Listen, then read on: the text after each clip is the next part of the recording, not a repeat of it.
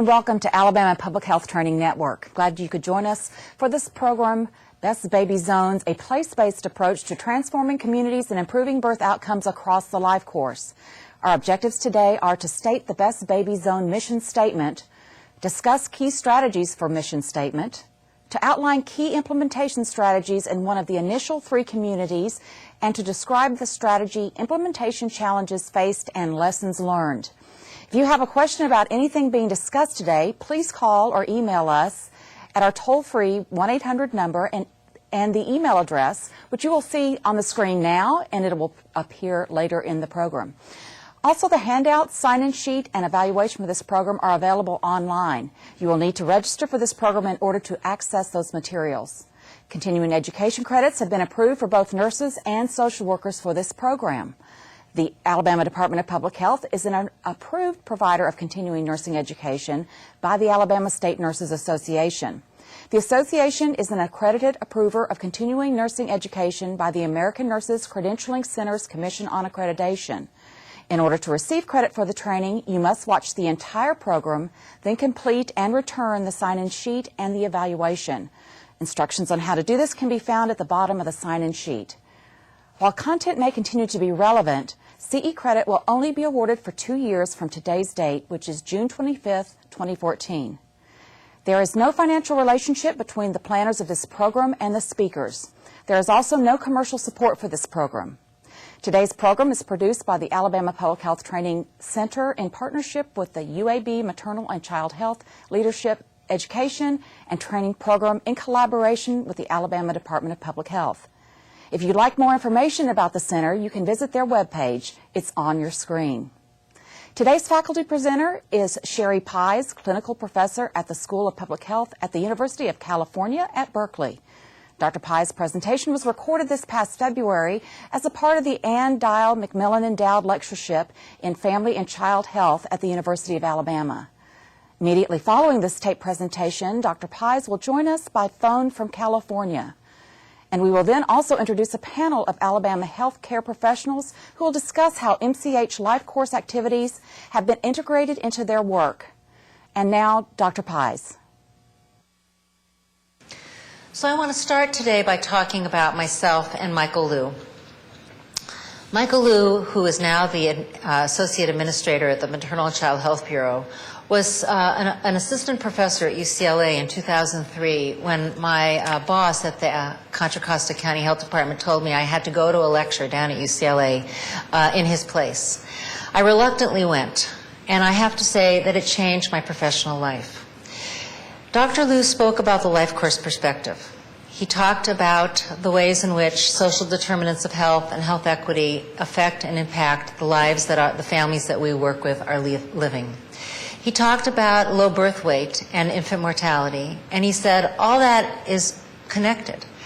And that was something that I knew, because being the maternal and child health director for a large urban suburban county in Northern California, I saw that the women who lived in our county were getting into prenatal care early, within the first 3 months. In fact, we were #1 in the state of California in 1990, between 1990 and 2002, for early entry into care.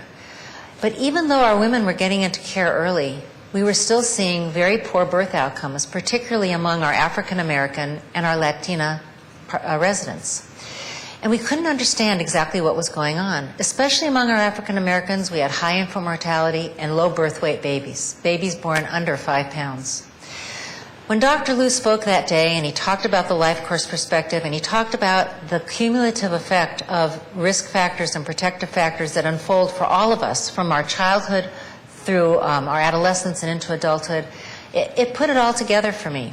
I was completely inspired, and I went back to my county health department. I said to my boss, I'm so glad you sent me to that lecture, and I launched a life course initiative in Contra Costa County that pretty much changed the face of the work we did there, and I'll talk a little bit about that as I go further here today. And what I wanted to say about that and the importance of that is that I began this relationship with Dr. Liu, this professional relationship where we work together to really make change happen in the maternal and child health world. Dr. Liu, along with Milt Kotelchuk, Mario Drummonds, and myself, wrote the Best Baby Zone grant. It was Dr. Liu's vision and his It was his baby.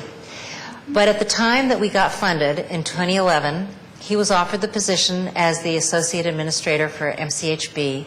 He wasn't able to take the Best Baby Zone grant because he took this position, and he asked me if I would be the principal investigator, which is how I came to be running this project. But I want to give Dr. Liu the accolades and the credit for the vision, the inspiration, and the ideas about how to make a place-based initiative related to infant mortality that I think is going to make a difference in the lives of the families and the communities in which we're working. So today I'm going to talk about the 3 pillars of the work for Best Baby Zone. Place, and how place matters, how what surrounds us shapes us.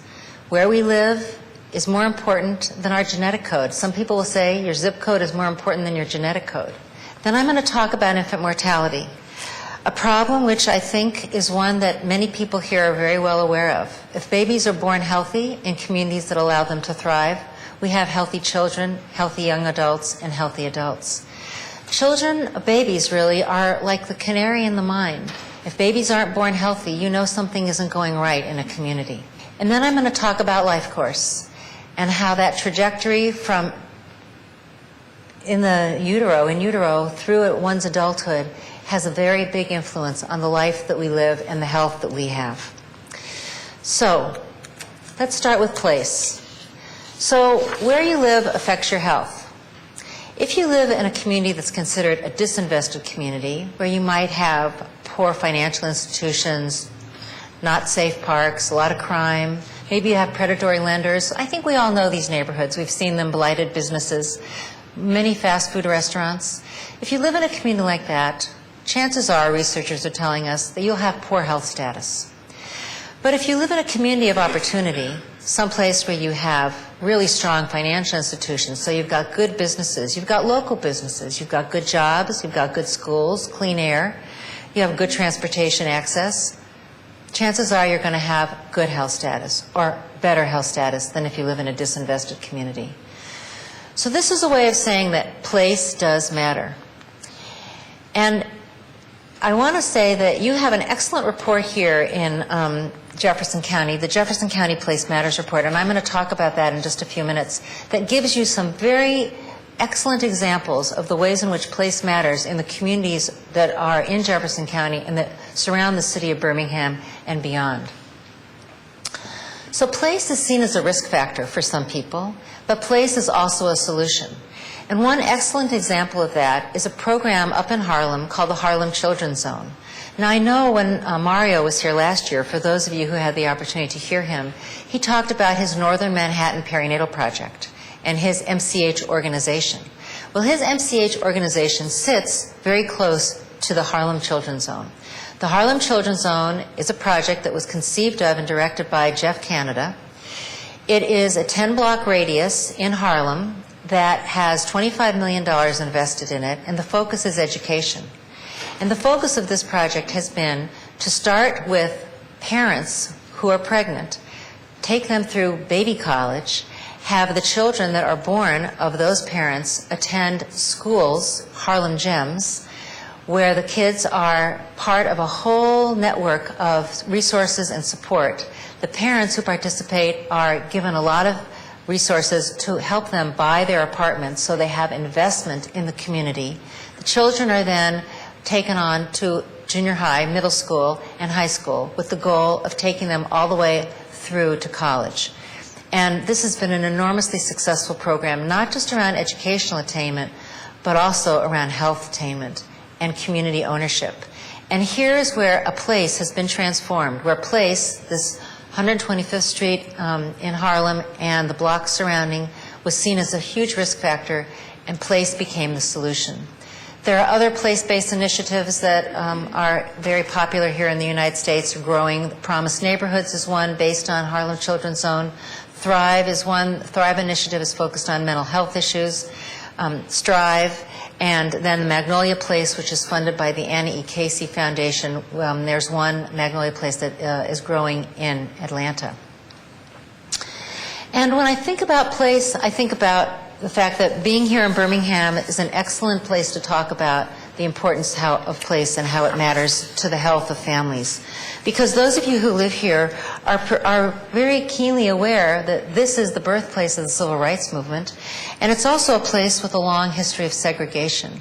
And we know that in many ways segregation is an institution that has driven place-based disparities. So I think that it's particularly meaningful to be here in Birmingham, to be able to share in the history that has existed here. And that leads me to want to just give some accolades to the Center for Political and Economic Studies here in Birmingham and to the Health Department for this outstanding report. If you haven't read this report, I really encourage you to take some time and look at it. It's great. It's well written, it's accessible, and it has the kind of information that will help you as someone in the community really begin to understand some of the issues that are affecting the health of the families and the individuals that live here. I think some of the key statistics I wanted to draw out for you is to say that in Jefferson County, life expectancy can vary. It can vary as much as 20 years. That's pretty amazing. And that in 2011, more than 13% of the households in Jefferson County had annual incomes that were below the federal poverty level. That's about $22,000 for a family of 4. And finally, the infant mortality rate in Jefferson County was 2.5 times higher for African American women than for Caucasian women. You had 16 deaths per thousand among African American moms of newborns compared to 6.4 deaths per thousand among white women. That's a pretty staggering statistic. And that brings me to my next piece, which is about infant mortality. So this is the infant mortality rankings by country. And you'll see that the United States is down there at 49 at 5.98 deaths per thousand. And you have Monaco, Japan, Bermuda, Singapore. They have a much better infant mortality rate. They are not seeing as many babies die within the first year of life as we do. Here in the United States, on an average day, our statistics are not that good. We have about 11,000, almost 12,000 births a day. That's on an average day. Almost 1,500 of those babies are born preterm, and preterm means that they're less than 36 weeks gestation. So they haven't made it to that 42nd week. About almost 1,000 babies are born low birth weight, so that's less than 5.5 pounds. And close to 350 babies are born with a birth defect. We have 237 babies born preterm, less than 32 weeks gestation, 173 born very low birth weight. That's on an average day, 3.3 pounds. And 78 babies die each day before reaching their first birthday. That's infant mortality. Here's a look at the Healthy People 2010 goals for the U.S. I know that 2020 is about the same. I want you to see in this slide that the 2020 goal for the United States is about 5.8 deaths per thousand for infant mortality. And in 2008, among the African American population, we had over 14 deaths per thousand. And the Native Americans and Puerto Ricans at about 8. And as you can see, Caucasians are almost at the line, probably close to 6. Mexican, Cuban, and our Latina population are a little bit lower. So infant mortality has been a problem, continues to be a problem in our communities. It's a problem that I consider to be very complex, very complex. It's not just one thing. It's not just babies that are not born healthy. It's not just a mom who didn't take care of herself during pregnancy. And there isn't just one solution. Prenatal care is a really good alternative to making sure that we have healthy moms who can potentially have healthy babies. But it's not the only answer. And there's no one person or group or organization or sector that can fix it. And it's going to be hard to change quickly. It takes really a lot of puzzle pieces to make this puzzle a better picture. There are several national initiatives right now in the United States that are focused on improving birth outcomes, that are focused on reducing infant mortality and low birth weight births. Some are programs, some are policies, and some are media campaigns. A three-way approach that has been guided by the work of Dr. Liu at HRSA at the MCH Bureau. A few of the media campaigns are one that some of you may be familiar with. Is at the Southeast here. It's called Show Your Love. Another is Don't Rush Me. Have a baby, wait those full 40 weeks. And another is something that you're about to see probably sometime in September called The Raising of America. It's a film made by the same people who made Unnatural Causes by the California newsreel, and it focuses on the importance of early childhood and early childhood education. And it looks towards that period of early childhood as being the future of our nation. So these are media campaigns that are going to be talking about the issue of infant mortality.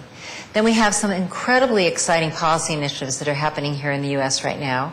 There's a Secretary's Advisory Council or Advisory Committee on Infant Mortality. There's a national initiative on preconception health and health care, which I think those of you who are involved in maternal and child health should be familiar with. And finally, we have the collaborative, innovative, and improvement networks, the COINs. And that's something that you here in Alabama is very involved with the Southeast with Region 4. So these collaborative, innovative, and improvement networks are working with other states in your Region 4 to really move forward programs that are going to reduce infant mortality and improve birth outcomes. There are several programs, Every Woman Southeast, of which Alabama is one, Best Fed Beginnings, which is a national program to make baby-friendly hospitals more accessible here in the United States, where breastfeeding is the entry point and not formula feeding. And our National Healthy Start programs, National Healthy Start Association supports our Healthy Start programs, which you have a Healthy Start here in Birmingham, and you have work that's being done around the whole southern region where there are several very prominent Healthy Start programs. So all these projects have built towards what we consider to be our traditional perinatal continuum. Woman gets into care when she's pregnant. She sees the doctor or the nurse practitioner makes sure that she's getting the kind of care she needs to have a healthy baby. She goes through labor and delivery. There's the postpartum period. Hopefully she's gone to the postpartum visit. And then there's well child care for the newborn. And this is our traditional trajectory that we've seen over many years to try to reduce and address the issues of improving infant health, improving birth outcomes, and making sure women are healthy before, during, and after pregnancy. But the life course perspective broadens that view. And that's what I want to talk about next as the third pillar that holds up the Best Baby Zone. So the life course perspective is a way of looking at life, like it says here, not as disconnected stages, but as an integrated continuum. So it's not just infancy, and then childhood, and then adolescence. It's all part of a whole. It's a perspective that helps us or seeks to understand and explain and improve health and disease patterns across population groups. So this is a graph that I hope will explain it a little bit more. So on one trajectory, on one axis, you have reproductive potential. And another axis, you see years of life, or life course. And this is a graph that Dr. Michael Liu and Neil Halfon produced as part of an article that they wrote in 2003 on the life course perspective. And what this diagram shows you is that the arrows that are pointing up, those are protective factors, and the arrows that are pointing down are risk factors. And the analysis here is that the more protective factors that someone experiences across their life course, not just during the period of pregnancy, but across their whole life, is going to improve their reproductive potential more than if they are experiencing a lot of risk factors. So this particular diagram was drawn to show the difference between reproductive potential for white women and African American women. African American women who may be experiencing more risk factors cumulatively across the life course, poverty and racism being the two most outstanding, but others, be it violence in communities, housing, poor opportunities for jobs, versus living in a place that is safe, living in a community of opportunity versus living in a disinvested community. That all of that makes a difference across one's life course. So there are two questions that the life course perspective seeks to answer. Why do health disparities exist and persist across population groups? And what are the factors, the protective and risk factors, that influence the capacity of individuals or populations to reach their full potential for health and well-being? So all of this brings together that idea of place, the problem of infant mortality, and life course. And that's what leads us to the Best Baby Zone. So the Best Baby Zone is a place-based initiative. It's a program initiative designed to improve infant mortality or reduce infant mortality, and it's based on the life course perspective. Our vision and mission. So our vision is that all babies are born healthy into communities that enable them to thrive and reach their full potential. That's a very tall vision, but we are aiming to get there. And our mission to do that is to give every baby born in a Best Baby Zone the best chance in life. And we have a variety of ways that we're going about doing that. So here's how we plan to get there. First, we're working with communities that have an infrastructure already in place. They already have some services lined up. There are things already happening there to make change possible. They're not places where there's nothing going on with regard to women's health or infant health or children's health, because we needed some infrastructure to make it possible to move forward. Then we're working really closely with community members to establish and build community-driven leadership and ownership of this project so that we can achieve what we're calling community transformation. So really, this is a project about transforming communities to reduce infant mortality. And when the W.K. Kellogg Foundation funded us to do this work, they said, we want you to make a difference with regard to infant mortality. And we said, okay, we want to do that. That's our goal. But we can't just do it through the medical model. We have to do it through a bigger process of transforming small communities to make a difference where people live. And they were willing to give us the money, to give us the chance to do this and to try it. And in order to do that, we've been engaging the support, the expertise, and the technical assistance of a variety of partners, local partners, state partners, and national partners. That's been essential for this work. For our Best Baby Zone, we're working with 3 national partners, an organization called the Association of Maternal and Child Health Programs, which is in Washington, D.C., City Match, which is a national program based in Omaha, Nebraska, that works with cities around MCH issues, and the National Healthy Start Association, which is the program that is funded by the federal government to support all the Healthy Start grants in the United States. And the Healthy Start grants, as I tried to mention earlier, is very closely connected with reducing infant mortality in communities where they have high needs. So we've developed what we call our message platform. I promise I'll get to all the details about what's going on in the communities in just a minute. But we have our message platform. So we had a big idea. And our big idea was, when it comes to reducing infant mortality, or when it comes to reducing infant mortality, health means more than health care. And that's a really important thing for us.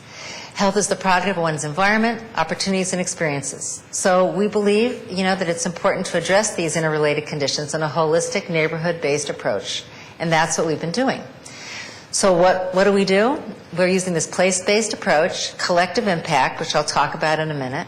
We approach and engage residents and local community organizations in small neighborhood zones, and we try to help them to work with us to identify opportunities for collaborative action so that we can improve neighborhood health so that babies, mothers, and families thrive.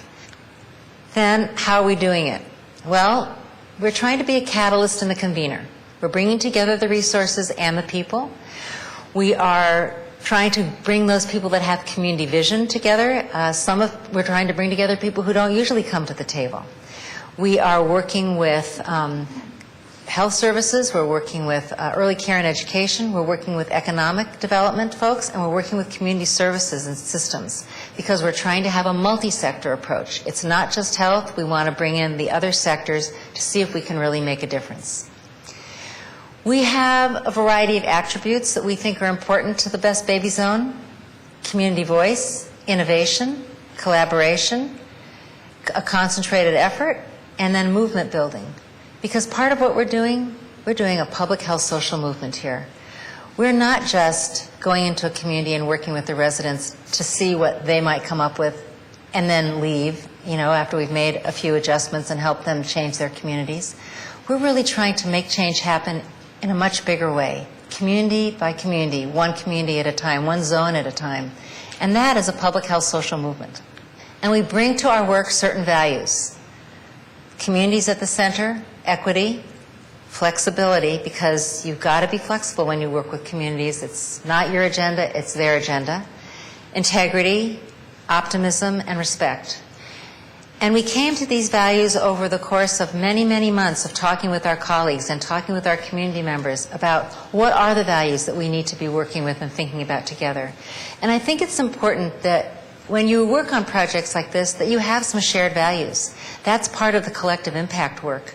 That without shared values, you can't have shared end goals, because people may be going at the work from different perspectives. So we really tried to come up with shared values that everybody could buy into and agree with. And I will say that it all looks very neat up here on a slide, but this was hours of conversations and arguments and discussions and disagreements and agreement, and finally resolutions and revisions. So I just want to say that this is work that takes time. This didn't get produced in a couple weeks. This probably took 8 to 10 months to come up with. But when I show it here in a slide, it looks like, oh, wow, they got it all together. Let me just say, getting it all together takes time. So here we have 3 strategies for the best baby zone, and I'm excited to talk about them here. One, the first strategy is that we are identifying a defined geographic region where change is needed and where there already are resources aligned so we can produce and measure impact. The next strategy is that we're establishing what we call a broad collaborative of organizations to work across 4 key sectors. So health is one of our sectors, economic development is another, education and early care is the third, and then community systems.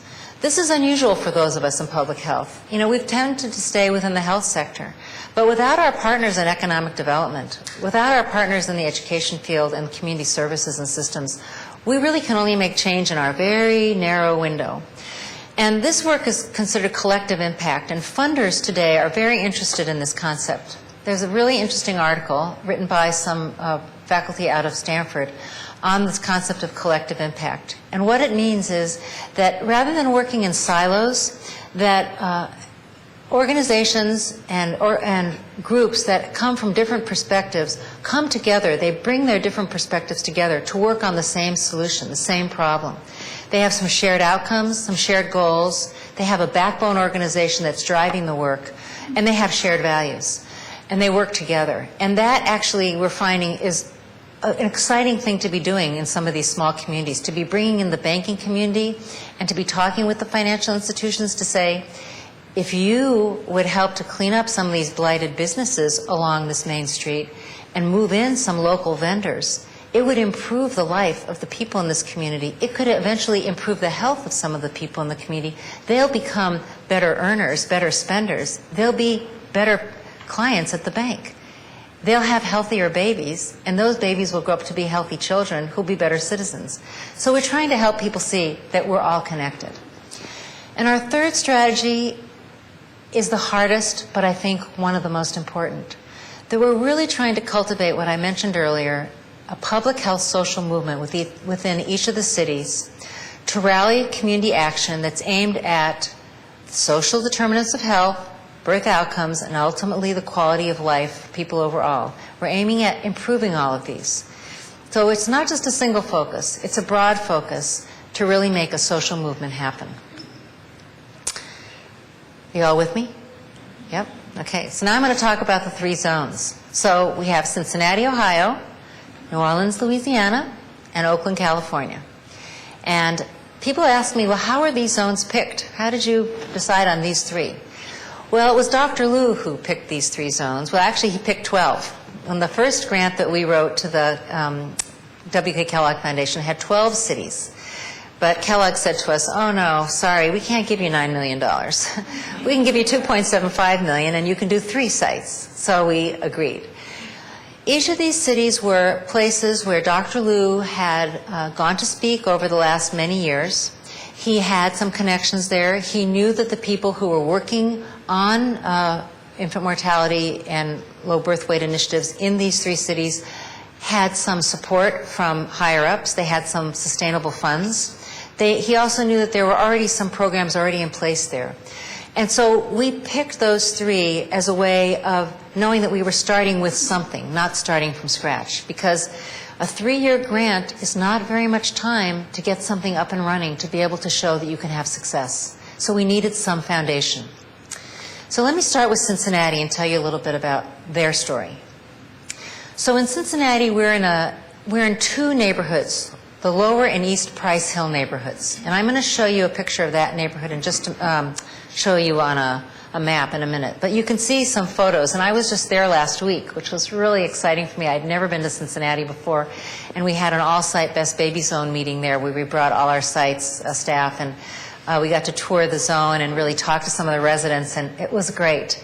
So within this border of East and Lower Price Hill, there's already a federally qualified health center that's run by the City Health Department. There's parks and other outdoor spaces. There's some strong community partners. There's a couple of new cafes that have popped up in this neighborhood, which has been fairly blighted. There's no schools in Price Hill, and there's only 1 bus that goes up the hill. So this hill is a very steep hill. There's 1 bus that goes up the hill. There's no buses that go transverse, that cross the hill. So there's very poor transportation options, and everybody who lives there with children has to take their children out of Price Hill to take them to school.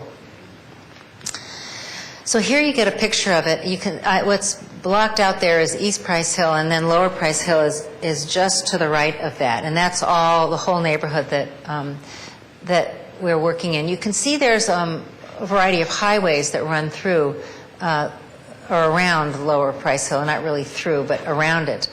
But there's really no public transportation to speak of. The demographics are really interesting here. There's largely a Caucasian population with a growing African American population and a much bigger Latino population now than when these statistics were put together in 2011. When I was there last week, they said almost 14% of their population now is Hispanic, because there's a variety of renovation going on in downtown Cincinnati. And so what's happened is that everybody is being pushed out of downtown, people who've been living in downtown, and they're moving into these more adjacent neighborhoods. And Price Hill is one of them. So they're seeing an infusion of Guatemalan residents into Price Hill just within the last year and a half. The poverty rate there is pretty steep for all ages, 40.4%, and for children it's over 50%. In our Price Hill community, we're seeing about 355 births a year, and that's important as we talk about the projects here. So here's a few more statistics about Price Hill. 38% of the Lower Price Hill residents are experiencing unemployment. That's high. 60% of the adolescents graduate from high school, which is a pretty good statistic. Not 100%, but at least over 50%. 42% of the women in Lower and East Price Hill report entering prenatal care in the first trimester. So that's not a very high number, considering that we're looking at 90% early entry into care. So that's pretty low. But we're hoping that we're going to make a difference with some of those statistics in the next few years. They've got a lot of community partners that are working together to bring the BBZ work together. So it's not just our Best Baby Zone team, but it's the team of Transforming Early Childhood Community Systems, which is called TECS, Santa Maria Community Center, and Every Child Succeeds, which is an organization focused on child's learning and health and development, brain development. So there's these 3 organizations that are working with our Best Baby Zone team to make change happen. So they're working the education end of the sectors. So remember I told you we had 4 sectors: health, economics, education, community services. They're taking the education sector and working closely with them. They're trying to work with their community services sector. They're working really hard. Santa Maria Community Services Center is trying to get more bus service in the Price Hill neighborhood. So that's all part and parcel of this project. Here's our monthly moms group. I wanted to show you this picture. This was established to promote community engagement. And this is a great story. So the woman in yellow in the middle, she's our community organizer there. Her name is Anita Brentley. She's organized this group of moms. They meet monthly.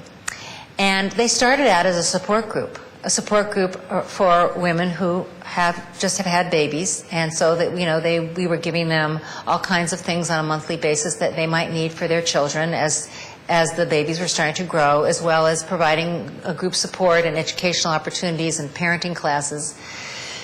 But then Anita, who's a very smart community organizer, she's made this group her advisory group for the Best Baby Zone. And she's basically said to them, I need you to tell me how to make change happen here in Price Hill. And the women there have started to take this role very seriously. They've gotten some leadership training. They are participating on a regular basis with some other community organizations, giving them advice about what they see that has to happen. And the big Best Baby Zone project that these women have organized is called a pantry. It's not a food pantry. It's a clothes, furniture, shoes, household items pantry that they've pulled together. They've contacted people they know and contacted organizations to make donations. They've found a room in a church where they have housed all their goods. And what they've done is they've done outreach to women on their blocks in Price Hill. So they're being like block captains.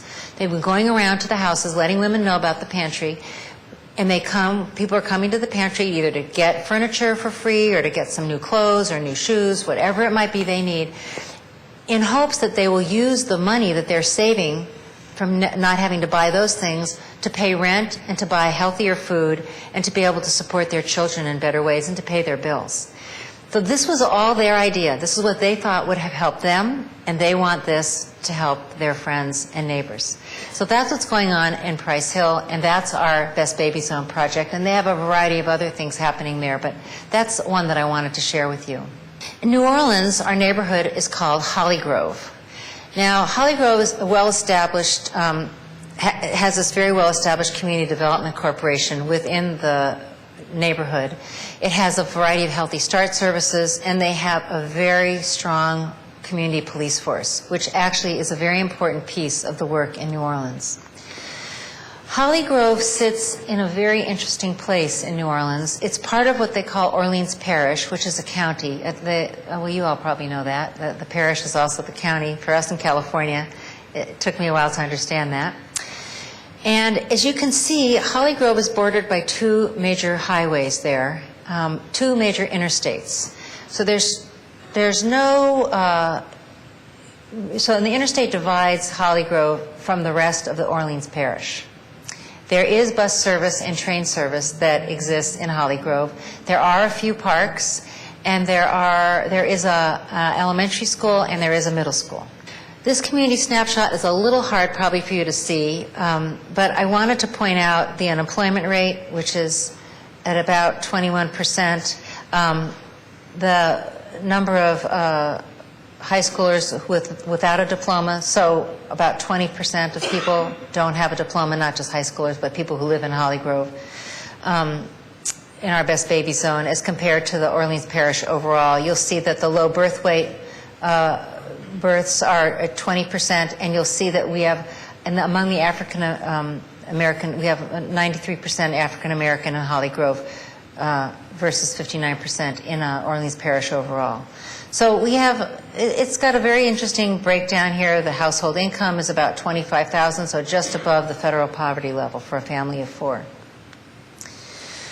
So 1 in 5 infants in Hollygrove are born low birth weight. 49% of the kids are living in poverty, and many external community rebuilding projects after Hurricane Katrina have not met the needs of the community. And I don't think that's a surprise to anybody. But Hollygrove is a place where things are happening. It is a hopping community. Here's the issue that our staff is working on, our Best Baby Zone staff. There's this train, Metairie, goes through Metairie. The community in Metairie is a very old established community. People who've been there a long time, have a little more money than the people in Hollygrove, and they think it's time to move that train. Especially because, so the train where you see it now is the red line, is that red. And they want to move the train to where the green line is because the technology is now such that the train can turn that corner. See that corner down there near 10. So there's a big push on the part of the Hollygrove residents to say, no, we don't want that train going through our community. Because right now, there's one train a day that goes through Hollygrove. Okay? With the new train, 27 trains a day going through. And the trains won't just be passenger trains, they'll be industrial trains. So they'll be carrying toxic chemicals, they'll be stirring up dust, and the community feels they don't want it.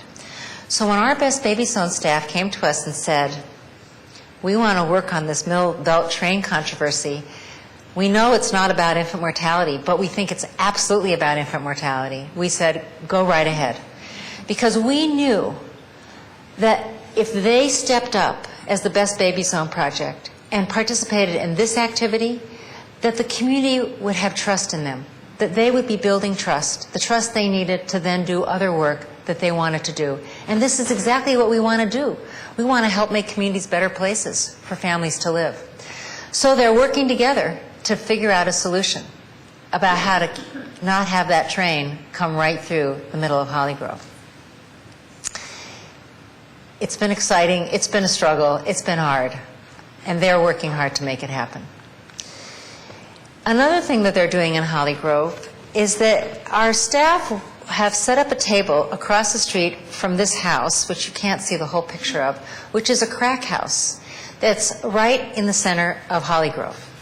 It's on a main corner, it's across the street from a supermarket, and there's a lot of violence, there's a lot of gunshots, there are a lot of drug users that are going in and out of this house every hour on the hour. And our staff have made it a point to make a presence there of the Best Baby Zone to help the community residents who live around this house to be able to make change. So at Christmas time, they had a project with the community. They set up, they had like a little community fair, and they had the community write up their hopes and dreams for what could happen in Hollygrove as a result of working with the Best Baby Zone. So not only the train project, but also this house. And what happened was that a lot of kids came and they drew pictures and they wrote out sayings. And so the staff went up and everybody went up and they posted these signs on the house to say, enough, no more here, we don't want this anymore, we want this to be a place we can live together. And so there's really been a lot of organizing happening, so not just about the train, but also about trying to make the neighborhood a place where people feel safe, can walk around in, live comfortably. So that's what our Hollygrove folks are doing. In the Castlemont neighborhood of Oakland, California, we are seeing big changes happen too. So this is our third site. Castlemont has this really strong presence of community organizations, a lot of service organizations. Youth Uprising, which is a terrific group that has been organized by a former community organizer, bringing together youth to really run an organization and shake things up in Castlemont, where there has been no services for youth for a long time.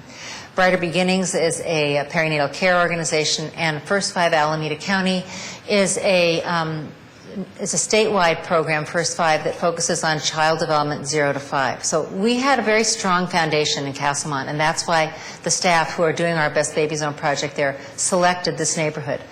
You can see Castlemont outlined there. What we know about Castlemont, we have a lot of statistics. One thing that I think is particularly interesting is that there's a 13-year difference in life expectancy between a child born in the Oakland Hills and a child born in Castlemont. So that's a little less than the 20 years that we saw in that Jefferson County report, but still very significant. There are about 5,000 people who live in the Castlemont neighborhood. We see about 100 births a year there. We have a very high unemployment rate, close to 40%, and we have an extremely high dropout rate. The dropout rate from high school has been increasing significantly over the last several years, and we're really trying to see if in Castlemont we can have an impact on that.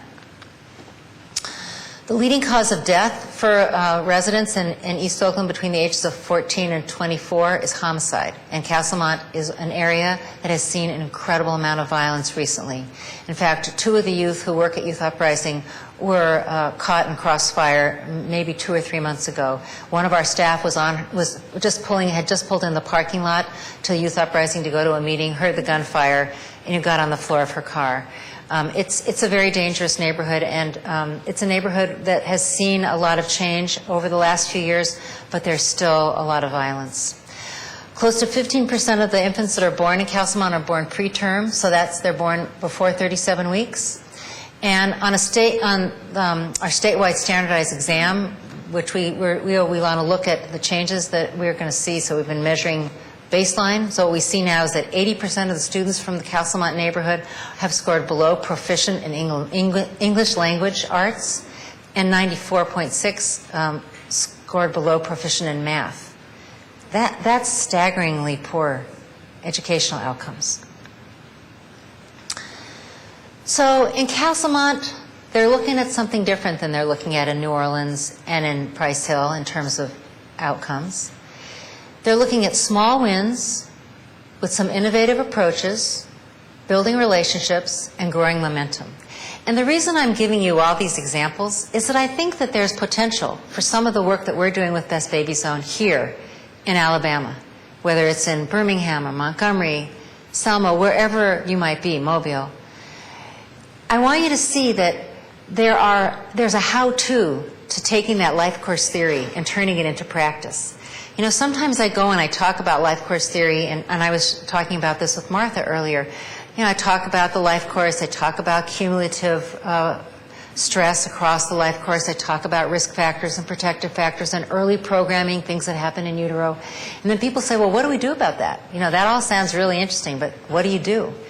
And our Best Baby Zone, I hope, is giving people some ideas of what you can do or what we can do together with our communities to make something different. So in Castlemont, they're looking at these short-term wins for some long-term outcomes. So their long-term is really to focus on community ownership and leadership. That's what they really want. They want systems that are listening and responsive to the community. And they're looking at some shared measurement with clear roles. And so I'm going to focus on their short wins because I think that's where we are right now with regard to our work. We're in year 2 of the Best Baby Zone. We're just starting year 3 next week.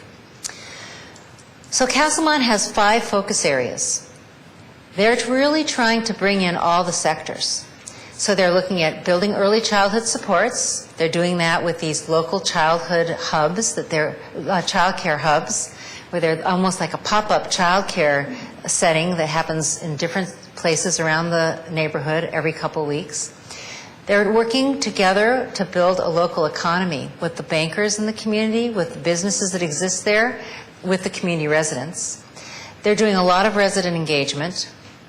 They are doing partner engagement with the other organizations that are part of Castlemont that are already doing other work there. So rather than Best Baby Zone coming in and saying, okay, we're here, we're going to make things different, they're trying to work with all the partners that have already been there for a long time and say, we want to join you. Here's what we bring to the table. How can we help you? And they're doing foundational work, which means they're trying to raise money to gain sustainability for this work in Castlemont once our Best Baby Zone grant changes and goes away. So the piece that I picked to talk about here today is our resident engagement, because I think that's been something that has been incredibly successful, has been a lot of fun, and is moving them closer and closer to their community ownership piece.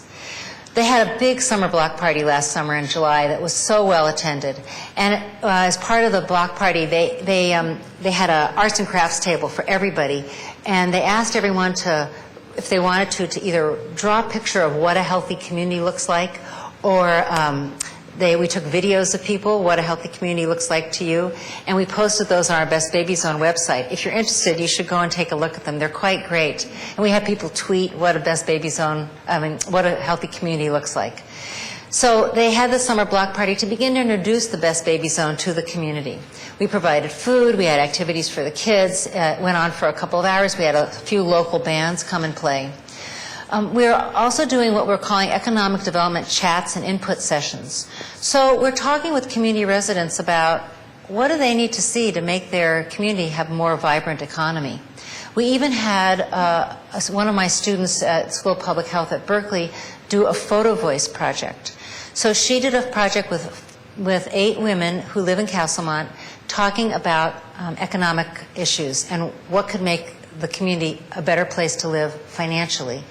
And I didn't include any of her photos in my presentation today, but I'm happy to share that with people that might be interested. It's an incredibly interesting look into the world of the finances of living in a neighborhood where there's lots of empty lots, and the women are saying, we could put a garden there. We could have a playground there. We could have something there that would be really useful for our kids. Or looking at a boarded up business and the picture of a boarded up business and the caption being, I don't want my kids walking by this boarded up business every day when they go to school because they'll think that they don't live in a very good place, and I want them to know they live in a good place. So it was really powerful, and we're trying to have more engagement around how to change the economic landscape in the community. We have developed what's been called a community market. So our Best Baby Zone team reached out to entrepreneurs in the community, craftspeople, artists, and every month, one Saturday a month, they've started a community market. So the first month I went, there were maybe 4 vendors, maybe 8 people. It was small, I have to say. The second month, it wasn't very much bigger, but a little bigger. But by January, we started to see maybe 8 or 9 vendors, maybe 40 or 50 people, and it's starting to get, kind of word of mouth. People are starting to come. We also moved it. It was at the high school. People said, we don't want to go to the high school on Saturday. We want it somewhere else. Fine. So we moved it to another location, and that's when more people started coming. So it's been a process. It's not been easy, but the community is now getting invested in making the community market successful. And what we're trying to do now is help some of the local vendors get vendor license so that they can open up together in one of the boarded up businesses. So we're getting the bank to come in and help make certain locations available to some of the business people so they can put their businesses in there. So it's all part of this string of processes. We have some community cafes where people come together to talk with one another about a specific issue. So there have been 4 issues that the people in Castlemont identified that they wanted to focus on. And so every couple of weeks, the staff has a community cafe to focus on one of those issues, whether it's education, keeping kids in school, whether it's the community violence issue, which has been a very big one, having better businesses or a vibrant local economy, or how to get health insurance. We're starting a new project there called East Oakland Innovators. It's a community resident project where we're trying to bring in some of the residents to be innovators. We're going to train them to be block captains and to work with the community to actually do the work of the Best Baby Zone, to begin to see how do we make change happen there.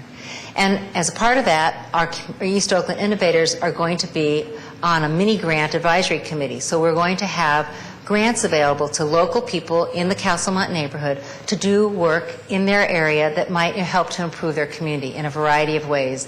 And our East Oakland Innovators are going to be the people making the decisions about who gets the money. So it's building momentum across the life course and within the community.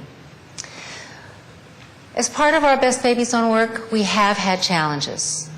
I think I've mentioned a few, but I want to talk about a couple more. This isn't easy work, but it is important work. So sometimes our staff have found that in the sites that they've had too much momentum. They've gotten things going too fast. And that coordinating all the work that starts to unfold is a little harder than they thought it was going to be. There are not very many of them. Each site only has 1 or 2 staff that are dedicated to Best Baby Zone. But once they get things going, people want more. So they've had to sort of manage the expectations and demands. Sometimes their role as a convener isn't very clear. Remember, I think I showed you, in our message platform how we do it. Well, convener is one of our roles. Well, sometimes being a convener gets in the way of other organizations that are trying to be conveners. So that's been a little bit of a struggle politically on the ground. It's not always easy to create a collaborative vision. And when you ask agencies that typically are competing to actually work together to create the right bundle of care or services, it's not always that easy because people worry about funding. Will they still get their funding? How will that interfere with the funding source? How is it going to work? Who's in charge? Who has the key to the building? Who gets the people there? How does that all work? So there's been that external alignment, then internal alignment, getting buy-in from the organizations they each work in. In Price Hill, the backbone organization is the Children's Hospital, Cincinnati Children's Hospital. In New Orleans, our backbone organization is the Healthy Start program. And in Oakland, our backbone organization is the Public Health Department. So the backbone organization is the one that's driving the Best Baby Zone. And sometimes it's been hard for each of those groups to get buy-in from the other people in their larger organization. And we know that this work takes time. So that's been the beginning of some of the challenges. We're aiming for some cohesive messaging, so multiple projects, providing resources in the neighborhood. Sometimes it's confusing to the residents, well, who's doing what? Promoting all the projects as an aligned system without taking credit. That's a challenge, but I think we're getting better at that. And aligning the forces around the community to work together. So that's all really been a big, as you can see, a big challenge. And it's not easy, but it's definitely been exciting. But then we have a lot of successes. And those successes feel very important to us. We have seen residents throughout the zones organizing and rallying their neighbors. And they've been rallying them to come to community events, to our awareness campaigns, and to taking some action steps. And in a year and a half or 2 years of this work, that feels like a big step. And I know that may sound small, but it's really been important. And we've seen community members really coming forward, and they know what the Best Baby Zone is. They're excited about us being there. We've also seen some seamless systems of care, some seamless transitions between health, the health center, home visiting, moms groups, so that women who are coming to the health center who may be pregnant are then getting, they have their baby, they're then getting the home visits they need. It's all happening very seamlessly. They're part of the moms group. And then there are other community services that are being made available to them without a lot of friction, without the women having to run around, but rather it's all happening in one place. And the community organizations are really starting to work together in a concerted effort and of a more coordinated way. So we're seeing lots of momentum, sometimes good, sometimes not so good, but in this moment, it's great. We have engaged partners, county leaders, and residents, so we're getting some political will moving. We're using design thinking as a promising method of residents' engagement and small win strategy. And I'll tell you what design thinking is in just a moment. And we're laying the groundwork for year 3. So design thinking is a strategy that's being used in Oakland, where they're bringing together community residents and having people talk, brainstorm really, about what they think needs to happen in the community to improve some aspect. And for the Oakland folks, they wanted to focus on economic development in their zone. And the community residents are really the ones that came up with this community market idea. I don't think that our Best Baby Zone team thought that that was such a good idea in the beginning. But through the design thinking process, they went through the steps of what it would look like, how it would look, how it would unfold, who would do it, who would be all the partners. And over the course of a really 2 or 3 days, they came up with this community market idea, and they launched it probably within a month or so of having had it. And the residents who were part of this design thinking process were a part of making the community market happen. So they're using this as a process to think about, well, what are some of the small things we can start with? How can we make things happen quickly so people see that we're there for the long haul? And here's just a picture of at the summer block party of what does a healthy community look like to you. And you can't really read them, of course, because it's too far away, but many of the pieces of paper talk about improving the community, reducing violence, having people have more respect for each other, getting rid of guns, having more activities for youth. You see, I think you can see the one that says Safe Oakland. And this was very exciting for us to do and to see this. And this was just the beginning of some of the things that people wrote. So I think you're wondering, well, that all sounds well and good. Okay, I've heard enough about that. How are they going to evaluate this? How are they going to show that they've really done something? I think that's been one of the biggest challenges for a project like this. And I think it's one of the biggest challenges that we face in the maternal and child health field when we're trying to show change, especially with an issue like infant mortality or low birth weight births, because change takes time. It can sometimes take a generation, which can be about 15 years. Sometimes a little longer. So how do you show change? And this is something that we've really struggled with.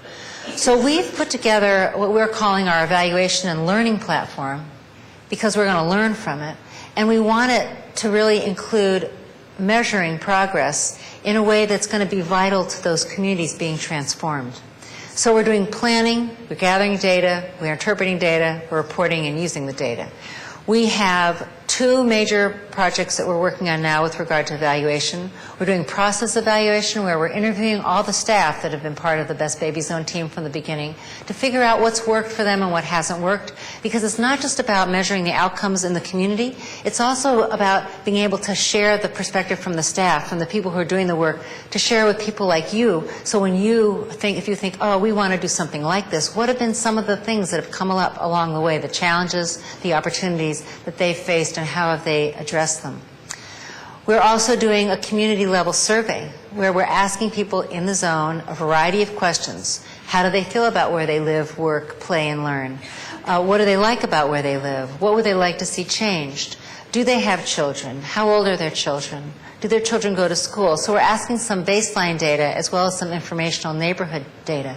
Do you feel safe where you live? Can you walk at night by yourself or with a friend? We're trying to gather that kind of information. So the purpose of our evaluation and learning platform is really to inform and strengthen our local efforts, to measure and demonstrate the impact that our work is having, to better position our sites for future funding, because that is something that we're thinking about, and to facilitate the replication of the Best Baby Zone model nationwide.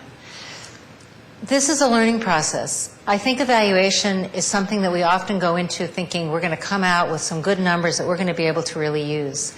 And we want that to be true here. So we're trying to learn as we go, not just have an evaluation that's already set in stone, but really change it as the data dictates. So this is a project where we have felt that we're definitely in this together, that this is, the Best Baby Zone is something that requires the input, insights, actionable engagement of lots of different sectors. We must have the planning sector there. We need child care. We need the medical field. We need to have our police and our safety officers, because we are in this project together. We can't do this alone. You know, I had a professor when I was in graduate school who said, you're either a yo-yo or you're a wit.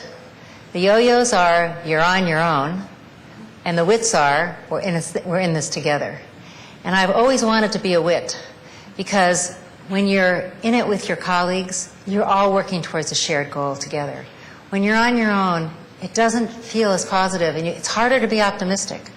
So we see this as a very important project of working closely with multi-sector partners to be able to make change happen. We have a couple social media sites. We have our Best Baby Zone website, which you should go and visit. We even have a Facebook page, and we are on Twitter. So if someone takes a picture of me, I can tweet it from here, right here in Birmingham, Alabama. And so I just want to recap where we've been together, and I hope you've followed me along here, and that there's been some kernel of something that I've said that has stuck in your mind that you'll take with you today. That place does matter, and here in Jefferson County, you've got some great people working on place. And I think that those of you who look around where you live, where you work, where you play, where you learn, you'll see that place does matter.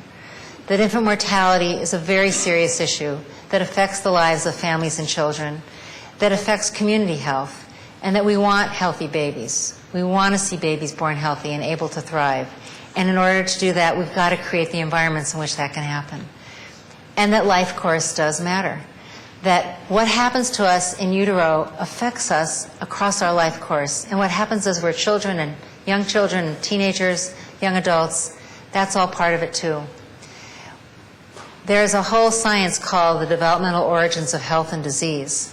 And one of the people who is most well known, Dr. David Barker, he did some very interesting research that helped to contribute to this life course literature. And his research showed that a baby that was born low birth weight, a baby that was born at 5.5 pounds or lower, was at a greater risk for cardiovascular disease, diabetes, and other chronic diseases when they were an adult than a baby that was born at a normal birth weight. So what your birth weight is can have an effect on what your adult health is, unless you've got something in the middle there from birth to adult life that's going to improve it or help to divert that from happening. It's not just about healthy diet, although that's important. It's not just about exercise, although that's important. It's also about the reduction of stress, creating environments in which we live that are healthy places. So I want to thank you for listening. I love this picture of Dakota with her Best Baby Zone bag, and welcome you to engage in some discussion if there's time. Thank you very much. Welcome back. That was certainly a wonderful presentation, and I know that we have Dr. Sherry Pies on the phone with us, but before we go to her, for her to give us the update, I would like to introduce our panel.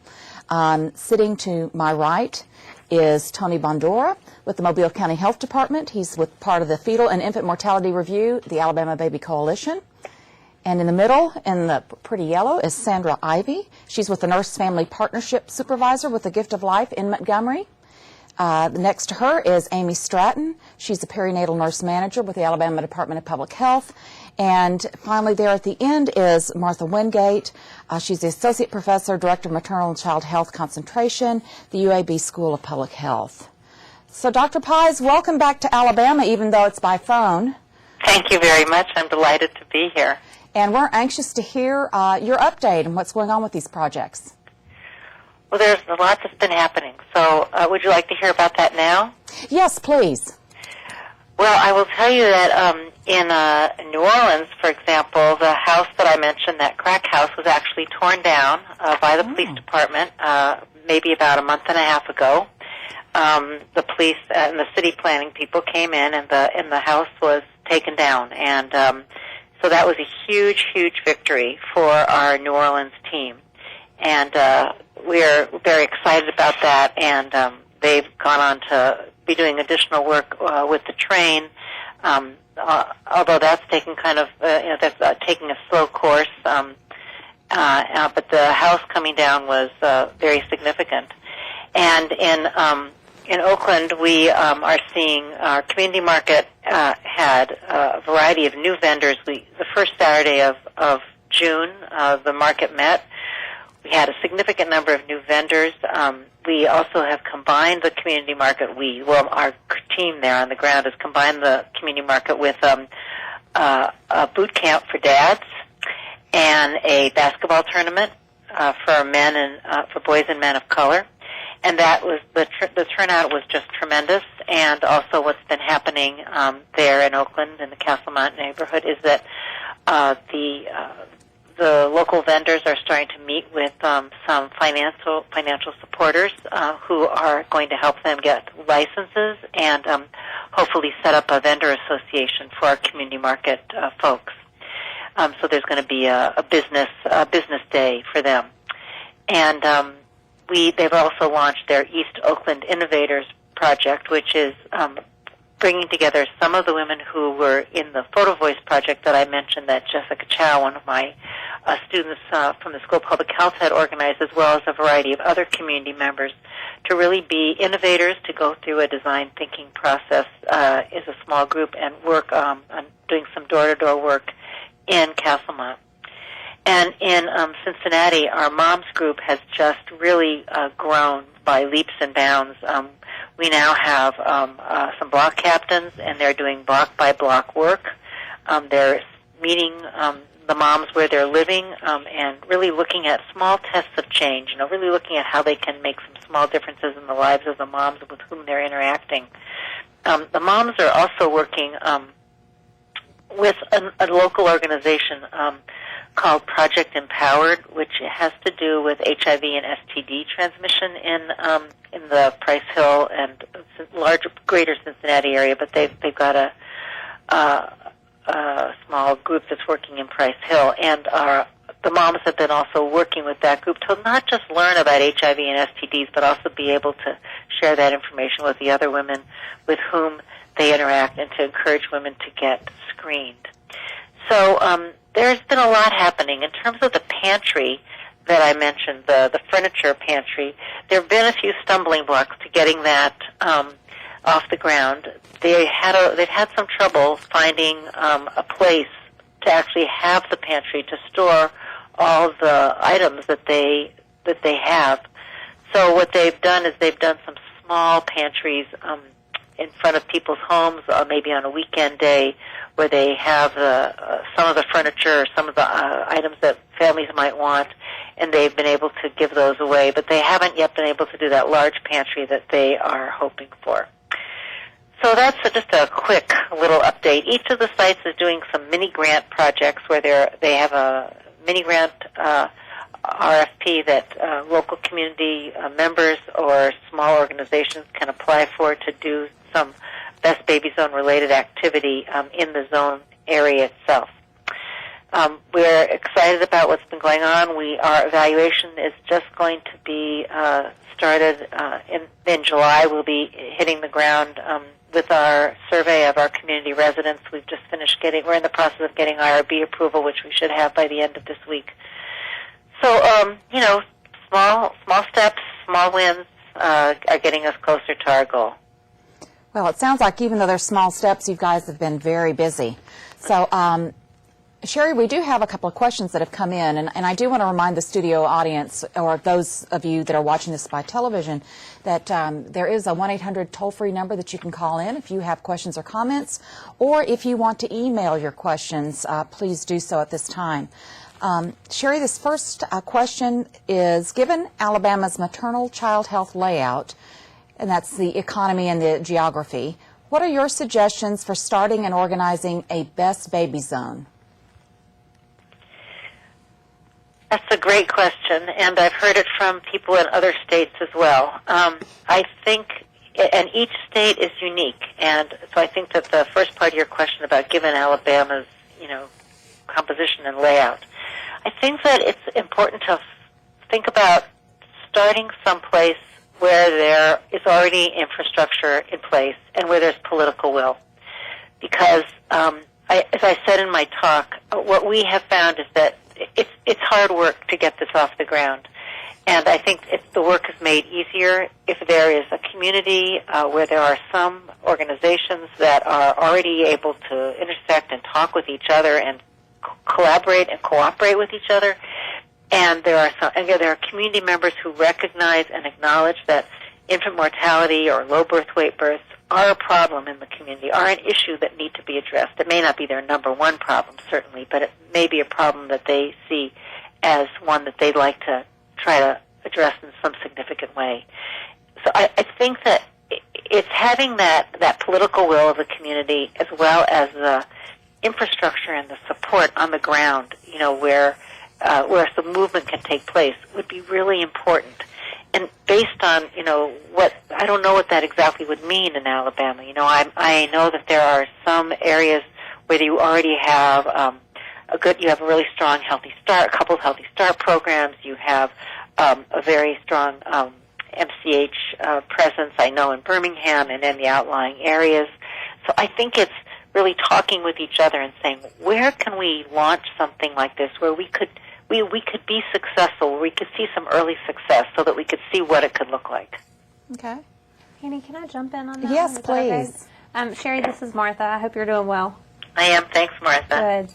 I just wanted to mention, and we've been talking about, after Sherry's lecture in February, we had a smaller group of folks that came together to sort of ask this question and to see to gauge the interest. And so I think moving forward, I think part of our issue, and agree, disagree as needed, is we don't really we know that there's a lot going on, but we haven't been able to name that well in a lot of these areas. So I think for us that may be the first place to start, and we've got some ideas about how that's going to happen, and if folks are interested in being a part of that conversation, certainly contact me, contact ADPH, and we can make sure you're a part of that. But I think you'll be hearing more, and Amy can talk about that too, hearing more about this idea of what is it that we're doing and being able to name that and to really to put it on a map and to say, okay, this is where these things are happening, and this might be a place where we could jumpstart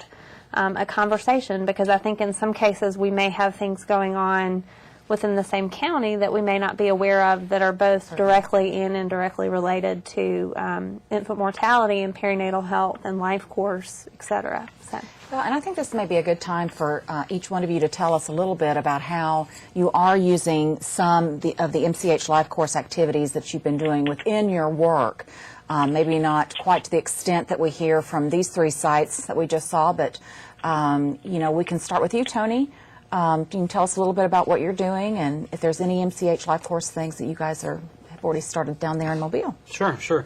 We, of course, we're under the Healthy Start umbrella, and we work closely with the Teen Center there in Mobile, and for the past 10 years or so, our direction has been working with young moms to try to prevent future pregnancies, to help them along their course, to help them if they want to get involved with contraception, education, GED programs and such.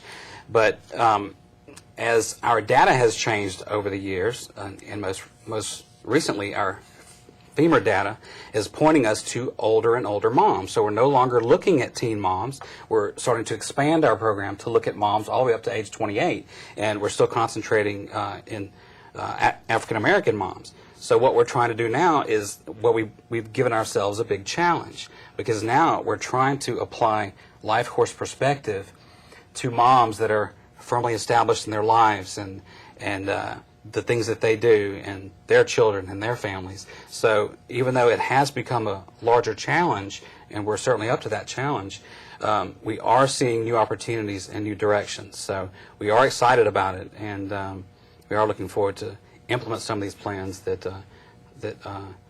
Sherry has talked about, and I'm very excited. Okay, thank you. Sandra? The Gift of Life Foundation, which is the foundation that I work for, has been involved with MCH for over 25 years. And it began just as a way to give prenatal care. So we started with that particular model.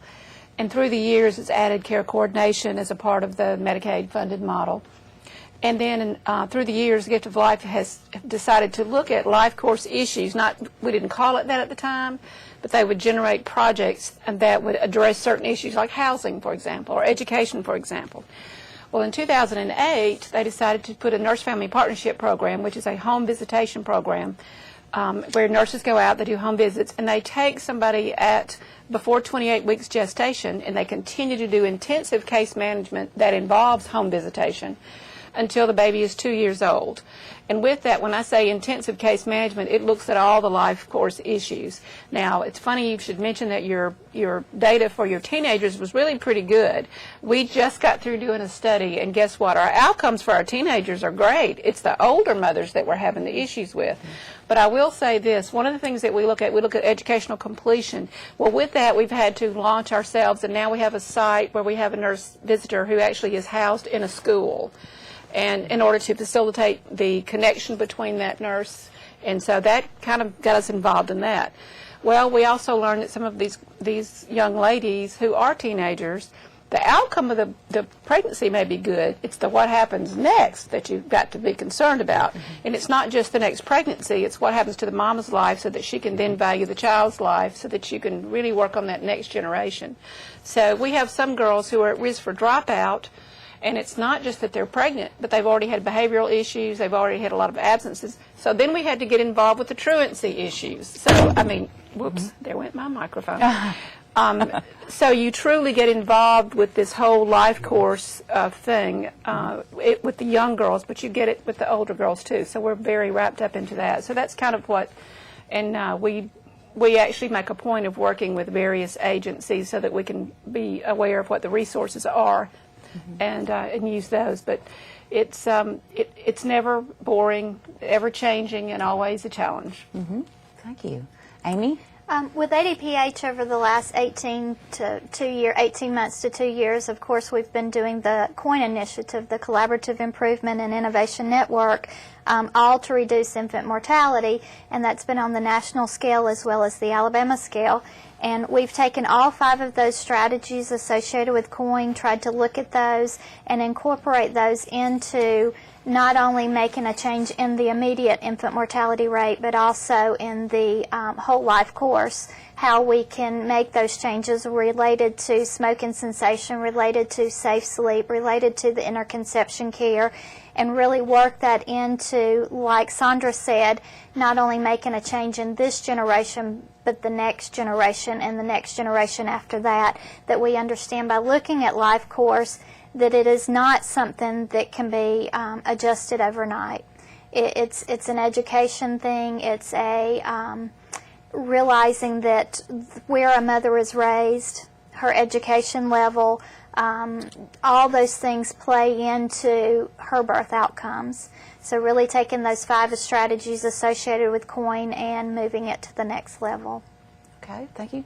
Martha?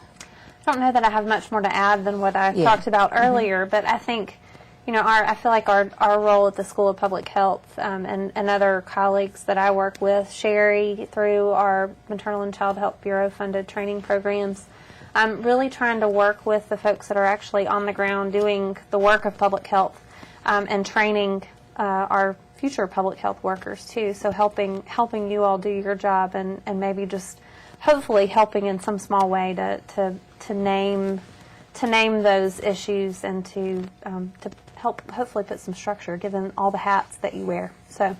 And I think that's really important too, is that, public health is kind of looked at as the hub for that change, but understanding that public health can't do that by themselves. It takes all of these partners, FEMA, Nurse Family Partnership, School of Public Health, APEC, we could go on and on and on. In the community, of course. In the community, and and it starts at the community level and works its way up to the state level, to the national level, and each of those baby steps makes a change. And I think Amy made a great point when she talked about the work that we're doing now could pay off for future generations, and we shouldn't get discouraged if we don't see our immediate successes that it could pay off in the future. And I think Sherry mentioned that in one of her last slides, that it does take time. And communicating that to people who fund projects and give money and you don't see it's very challenging, and it's challenging in lots of areas, but that's probably particularly for something like this. But I think infant mortality is such an indicator of the health of communities that making that case and really saying that, if our babies aren't healthy, then what does that mean about the rest of us, and trying to drive that point home. So, Sherry, we have another question. It's rather long, but I'm going to, I'll ask it. When addressing life course perspectives, what are your recommendations for getting people in authority educated about life course, buy-in for the life course model, and implementing the life course perspective into different components of healthcare throughout the state? Another great question. Well, let's see. There are a lot of different ways to go about that. I think, it kind of depends on who the people in authority are that you're trying to reach, and what's the best way for them to learn. Do they learn best by going to a conference? Do they learn best by watching a webinar? Do they like to read? There's City Match, which I think probably a lot of the listeners today know about, has the life course game, which I'm imagining some of you have seen and or played. So City Match has a great resource section to their website, and you might want to take a look at that. The life course game is something that was developed by City Match in collaboration with some work that I had done in Contra Costa County, and it's a wonderful way to take people sort of through what the concepts are without giving them a lecture about it.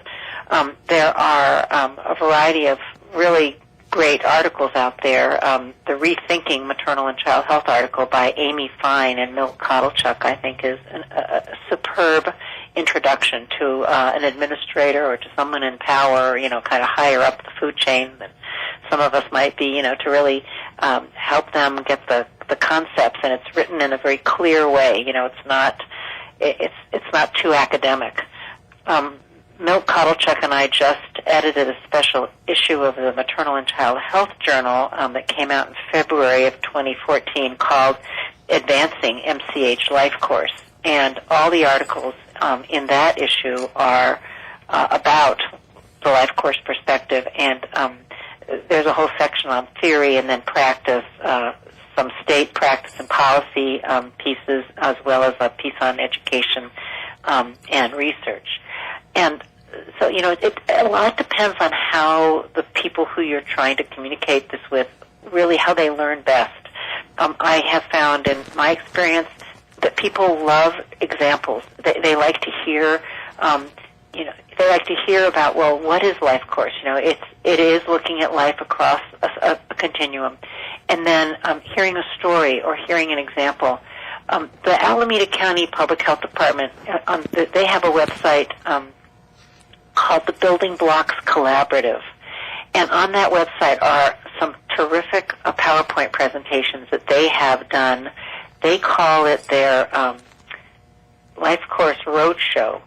And it's something that they've taken around their community. They've gone to, different meetings, and they've just had sometimes a 10, 15-minute presentation that they've done about Life Course. And that roadshow has really been very successful in kind of getting people, kind of piquing people's interests and getting them engaged in the concepts and understanding that reducing infant mortality or addressing low birth weight births or preterm births is bigger than the healthcare services that we need and are trying to provide, and helps people to see that broader approach of the different sectors.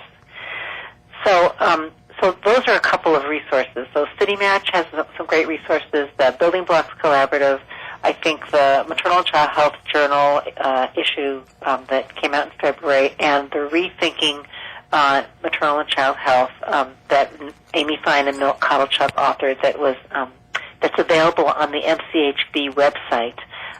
You can just download it right from that website. I think those are some beginning places. And also, there's the Life Course Research Network, which comes out of UCLA, that's funded by MCHB, and they have some terrific webinars that they've organized over the past 2 years that are archived. So again, it just depends on what somebody's willing to pay attention to and listen to and spend their time to learn it. Okay. Thank you. Well, we've just got a couple of minutes left. Does anybody have any questions for Dr. Pies, or anybody have any lasting or final comments before we close? I have a comment that I want to make from the conversation you were all having right before I answered that last question. Okay. I just want to say that the whole issue of that this kind of work takes time. That's why evaluation is so important, and that's why having a good evaluation plan in place is essential to this kind of work that we're all trying to do. Because it's not that we're going to necessarily be able to measure changes in infant mortality or preterm birth or low birth weight birth right away, but we are going to be able to measure some small wins, either community engagement or some change in the community, or better collaboration, better communication, ways in which we're working more effectively together. And I think we want to look at what some of those small wins are, so we can see that the steps towards getting to where we want to be with regard to infant mortality, it's a process, and there are a lot of partners at the table that make it happen. Mm-hmm. Yes, thank you. Anyone else? I was just going to, just a note about what Sherry was saying in terms of knowing your audience, and I think there's so many components of Life Course that are steeped in other areas and other disciplines. So I think knowing the group of people that you're talking to and knowing what would resonate with that particular group, in terms of, there's some sociology, there's some psychology, there's all kinds of disciplines that are wrapped up in the Life Course lens, and I think that's really to frame it as the lens in which you look at a problem or an issue, I think is an important piece too. Sherry, would you agree with that? Absolutely, Martha. Yes, I think that's a really good point. Okay. Just one quick question for Sherry. How do you turn small wins into buy-in from your community and from your political leaders, and the short version? I think that you take a small win and you say, we wouldn't have been here. We couldn't have gotten here without the work that we've just been able to do. We've brought together, like our community market. That community market started really small. We maybe had 4 vendors, maybe had 15 people show up. But this past first weekend in June, we probably had 20 vendors. We had, I don't know, I think maybe they think that maybe 75 people came.